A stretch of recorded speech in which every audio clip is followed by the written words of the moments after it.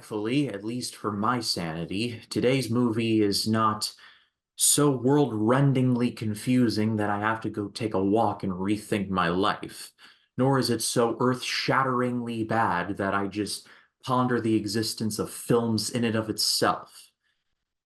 Thankfully, today's movie is more along the lines of an admirable attempt, but really ultimately kind of pointless. Ron Howard's How the Grinch Stole Christmas. This was the first live-action adaptation of the classic short/book written by Dr. Seuss, and it famously starred Jim Carrey as the titular Grinch, stretched out to an hour and 45 minutes, and oh, we'll get to that in just a minute.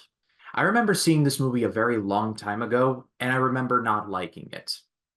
I have a really soft spot for the original The Grinch short, which I've already reviewed on Christmania, I believe in Christmania 1, or 1 or 2. I know I reviewed it. With Boris Karloff's incredible narration, I love that short to pieces.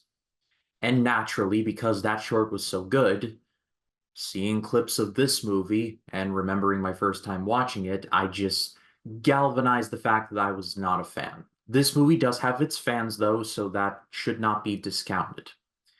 Rewatching it for this review, though, I can confirm that the movie is not great. There's definitely problems, but there's actually a lot more effort put into it than I remember it being.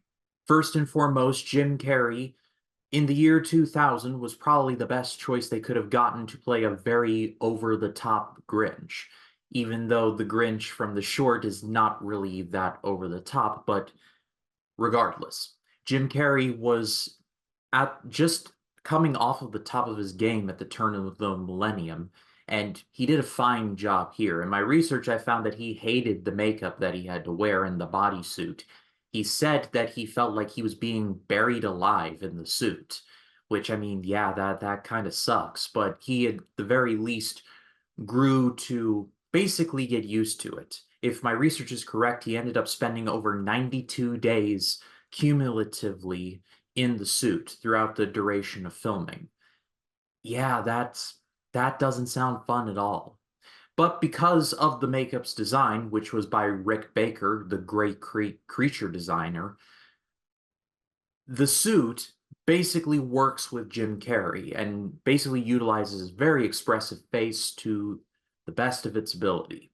Again, it's very much of the time, but Rick Baker's effects were excellent, and so, technically speaking, the movie looks really good. Even seeing Whoville, I really did appreciate that.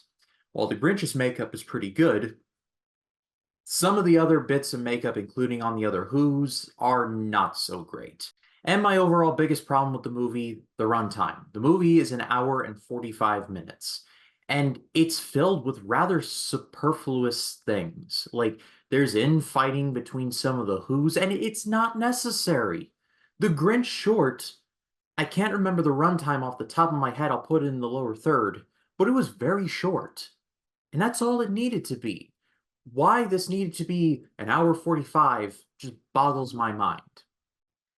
But I can safely say that this movie is not as bad as I remember it being. Again, not great, but not horrible either.